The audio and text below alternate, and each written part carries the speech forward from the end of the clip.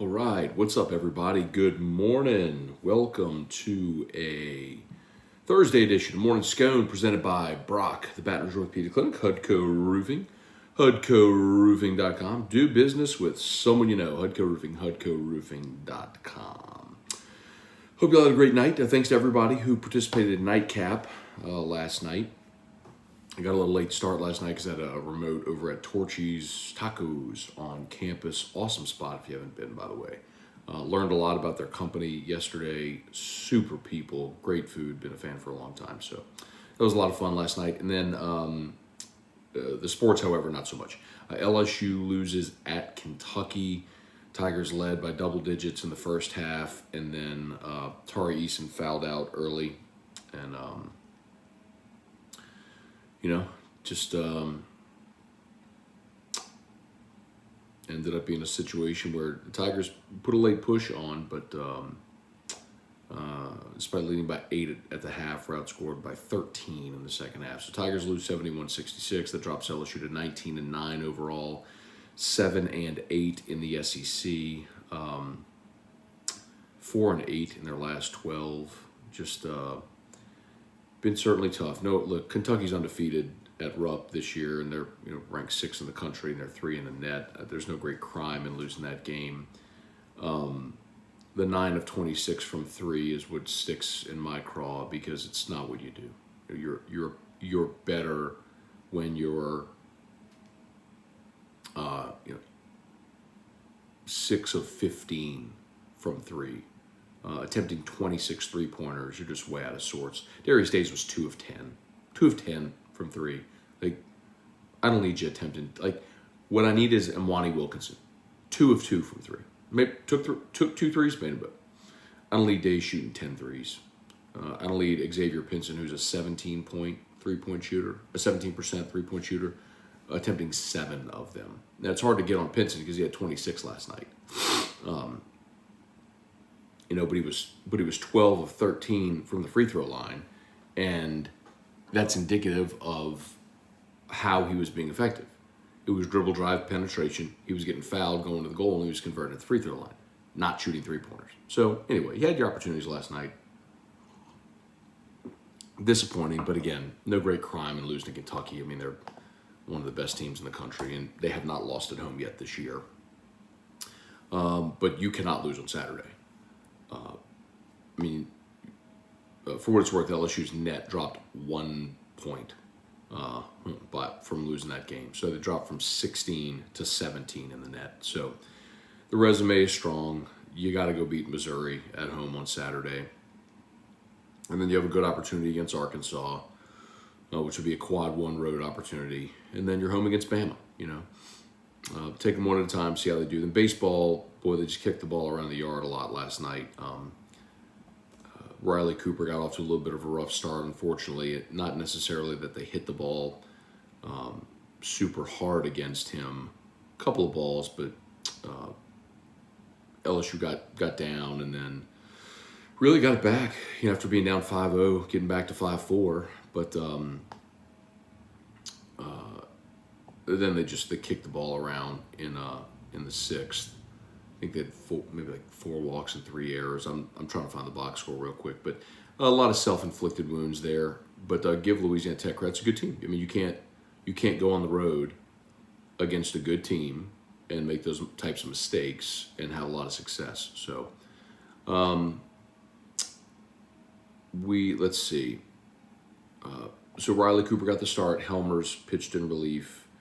We also saw Javen Coleman, who gave up 3 runs. Saw Raiselman went 2/3 of an inning. We saw Gervaisi last night. And then Grant Taylor finished it off with 2 innings of relief with 4 strikeouts. So another guy, I got to see another, pretty strong arm there at the end of the game. All right, let's say some good mornings, see what y'all got. We will get to meet LSU's offensive staff, the football staff today. Yesterday, Brian Kelly introduced the defensive guys. Today, the offensive guys. So we'll look forward to that, Greg. All right. go. All right, now let's say some good mornings here. Kirk Taylor, what's going on? Trivia Carter, Jason H. Good morning from Brooklyn. Sean Comiskey, good morning. No more hyping anything. I just get disappointed. No. See, Sean, that's your problem, bro. Don't do that. Don't be that guy. Like, that's the worst kind of fan. That's the worst fan. Like, the reason that the reason it feels so good when your team wins is because you make yourself emotionally vulnerable. You let yourself believe they can win, that they're good enough. Like, that's what being a fan is, man. Cheer for your squad. And you should be disappointed when they lose. Like, that's part of being a fan. You want your team to win, and you should be disappointed when they lose, and that's okay. But don't crap on your team. Don't be that guy. That's the worst kind of fan. That's the kind of fan that I hate to interact with. Like, that's the kind of fan that in my job is the absolute worst, is the one that craps on his own team. Worst. Don't be that guy, Sean. I'm not saying being a blind loyalist. I'm not saying be a gigantic homer. But recognize what's what. Brady Smith, Devin Kelly, what's up, man? Thought they had it when they were up by 10 in the first half. Well, buddy, that's why they play two halves. Look, man, same thing happened against South Carolina. Right? They were up 18 in the first half against South Carolina and lost. Kirk, don't understand how basketball can dominate one half. Go into half, completely crap the bed. A lot of times it has to do with the other team.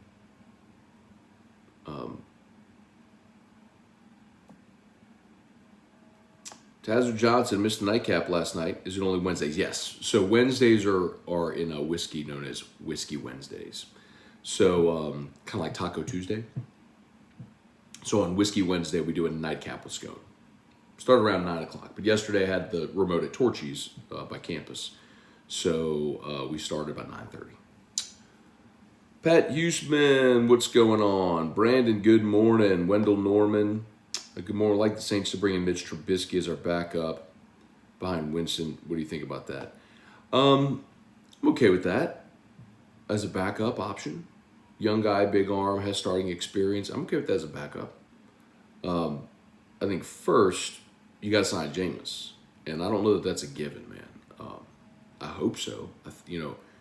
I don't think the Rodgers, Russell Wilson options are really legitimate for New Orleans anymore with no Sean Payton. And if that's the case, then I think the guy who's been in your building for the last 2 years, who was winning with this team even without Michael Thomas last year, I think that's your best option. So I do think Jameis is the best option. But I think Jameis is going to have other options as well from quarterback-needy teams. So what if you get into a bidding war, man? Are you willing to, how high are you willing to go to keep Jameis Winston around? Like, are you willing to commit for the next 4 to 5 years to make him your franchise quarterback? Because I think somebody will. Let's see. Devin Kelly, where's the Fire Jay Johnson crowd for losing a midweek game? I don't know, Devin. That's usually you, bro. You know that. Nah, man, they're fine. Let's see. Sean, no crapping on the team. I just get so invested at night, I can't sleep if they lose. Well, that's a you problem, dog. I mean, you can be upset if they lose, right? But if you're not sleeping because they lose, then that's just a life perspective thing. I mean, you just got to get some things in life where you realize, okay, there are things that are more important than this. Let's see. Tazzer Johnson, the Vikings had Cody season 18, 19, and 20. Zimmer was calling the plays. Okay, I'll look that up. I know there are no others right now in the NFL. There are no co-DCs or co-offensive coordinators in the entire NFL right now.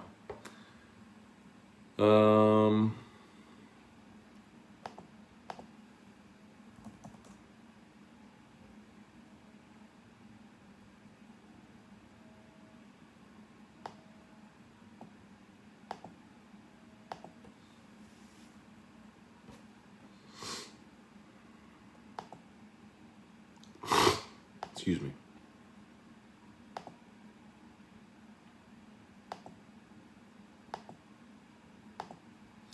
So Kirk Taylor said, thoughts on the Saints co-DCs? Well, Kirk, asking you shall receive. I just posted a video there in the comments.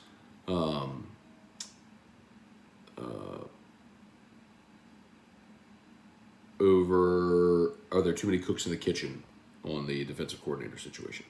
Did that yesterday on AFR. Just posted a video on it. Ryan, Amanda Guidry, Kelly Gross, Shane Duncan, 5 errors, throw up. True.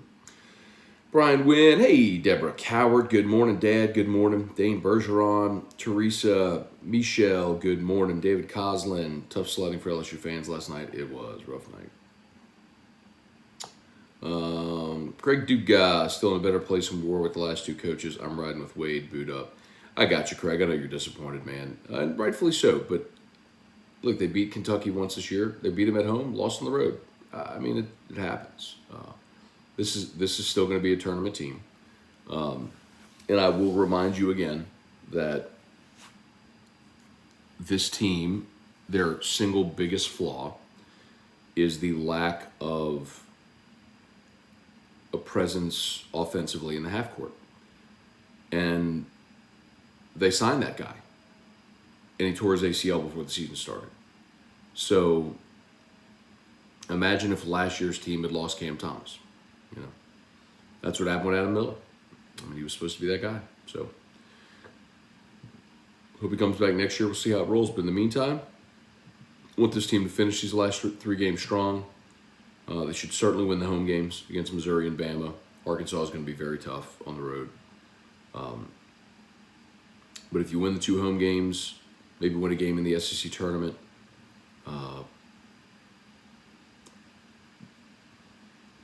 see how high you can jump on the seed line.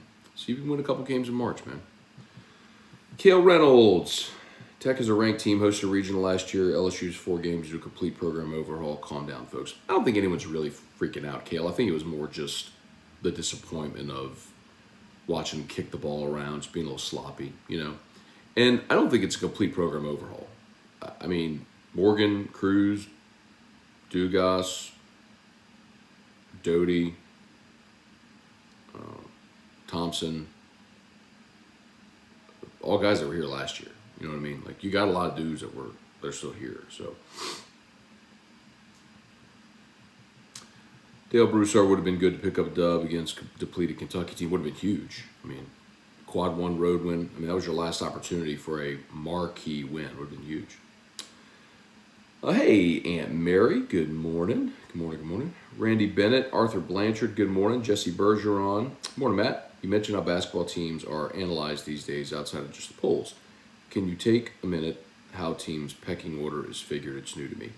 I guess you're talking about the net ranking is what I refer to. So the net, if you look it up, so a few years ago, college basketball replaced the RPI with what they call the net.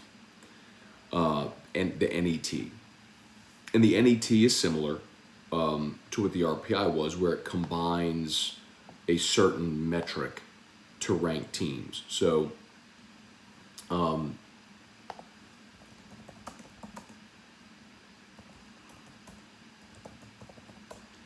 so the net rankings, all right, here you go. NET explained.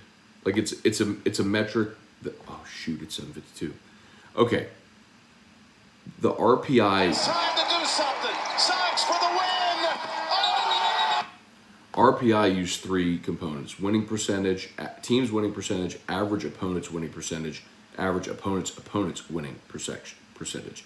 So the net uses the team value index, which is the opponent, the location, the winner, the game result.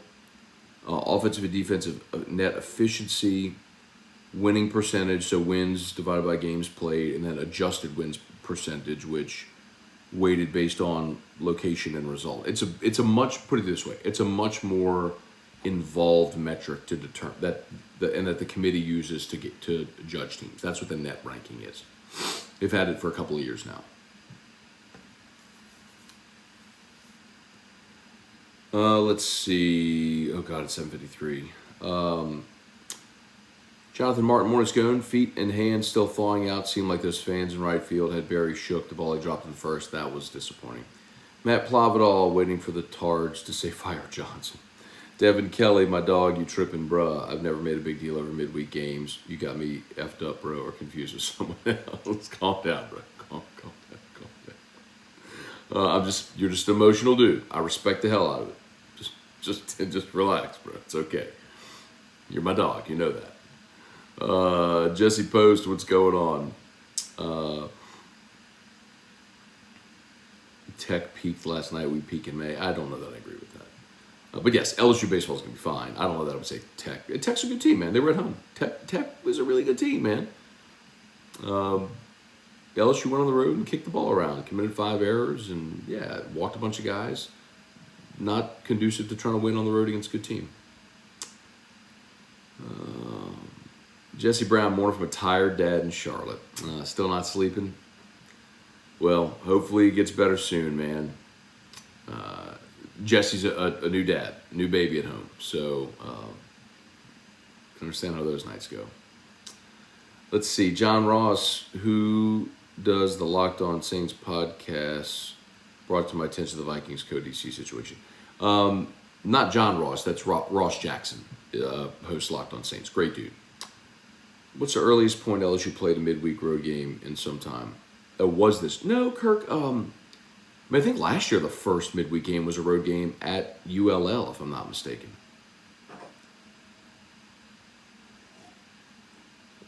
Let's see, with Daisy and Pinson back, how would you rate the team's performance compared to the early season run? I'd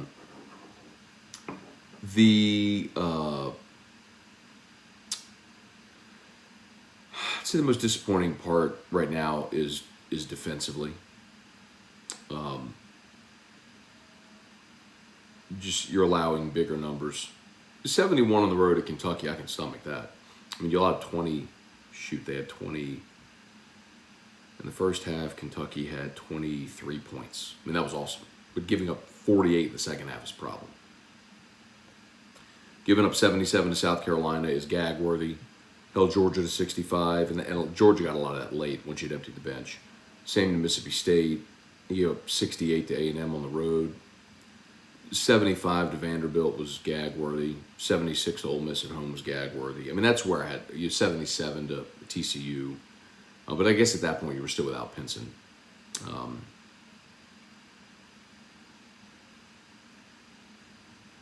The two that just really, really stand out, Ole Miss, South Carolina. Like, to lose on your home floor to Ole Miss is the worst loss of the season by far. And to have led South Carolina like you did and let that one get away is just so disappointing. So, South Carolina's past you in the SEC standings now. They're 8-7. You're 7-8. So, honestly, you need Carolina to keep winning to make that loss look better. So you need to be pulling for South Carolina to keep winning games.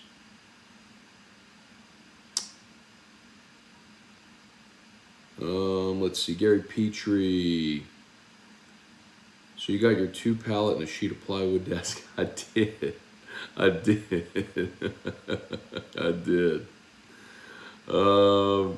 Steve Blanchard, realistic expectations for basketball. I think the goal for LSU basketball, the baseline goal every year should be to make the NCAA tournament. I think there's enough resources in this program, a good enough coaching staff, and enough talent to where your baseline expectation is that every March you should be in the tournament.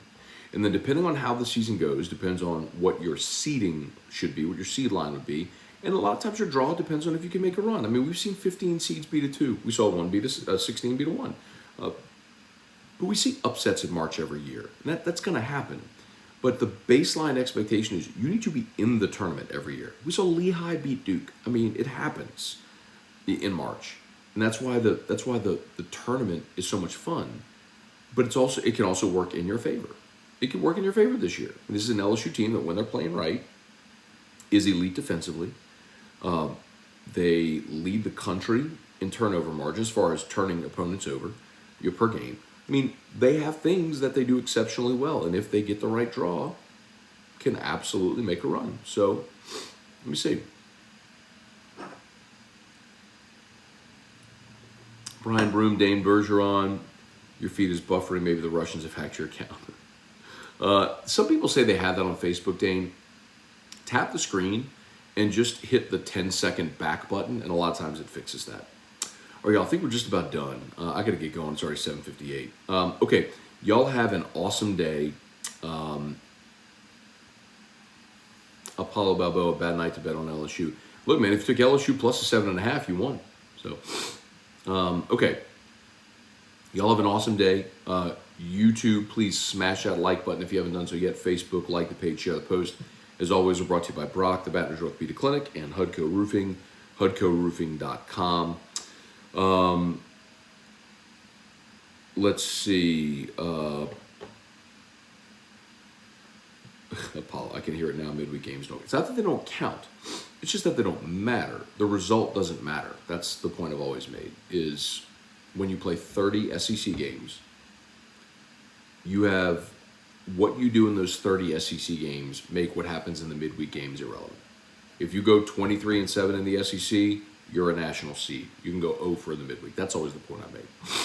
All right. I got to go. Y'all have a great day. LSU Daily coming up later this morning. AFR at 3. We'll look forward to seeing you then. Peace.